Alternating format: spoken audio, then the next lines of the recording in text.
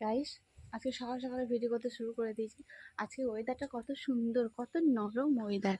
তো গাইস দেখো, এই যে আমাদের সবজির বাগান, লালতে শাক আছে, তারপরে কি শাক, এটা খুন্নটি, তারপরে এটা কি কলমি শাক, ঠিক আছে, পুঁই শাক। দেখেছো আমার সুন্দর এটা সবজি বাগান। লঙ্কা গাছ আছে, ফুল গাছ আছে। এই দেখো, কোনো কিছু হবে না। এটা হচ্ছে মা তুলসী, এই যে তোমাদের দেখিয়েছিলাম, এই যে তুলসী দান। তো তো এই দেখো, এখানে পুটু বসে আছে সুন্দর করে। পুটু এখানে ছাড়া কোথাও শুবে না, এটা হচ্ছে ওর অধিকার, ঠিক আছে।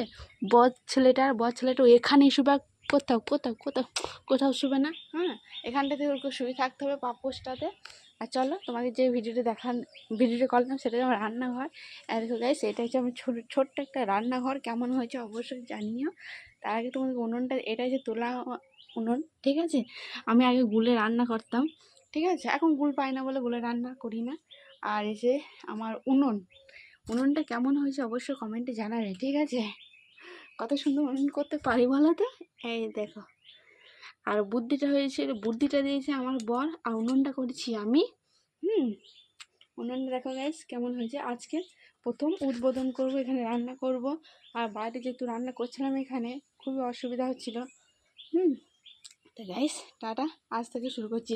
রান্নাঘরটা কেমন হয়েছে অবশ্যই জানিয়ে। এই যে সুন্দর করে মাটির ঘর নিতে দিয়েছি। আর একটা জিনিস মাথায় রাখবে, যে জিনিসের সুখ বেশি সেই জিনিসের রোগ বেশি। কারণ হয়েছে আমার কাঠের উনুনে রান্না করা কিন্তু খুবই ভালো। আর তোমার গ্যাসে বা অন্য কিছুই বলো, সব কিছুতেই সমস্যা। আর কথাই আছে, যে জিনিসের সুখ বেশি সেই জিনিসের রোগ বেশি। তো কাঠের উনুনে রান্না করছি এখন। টাটা।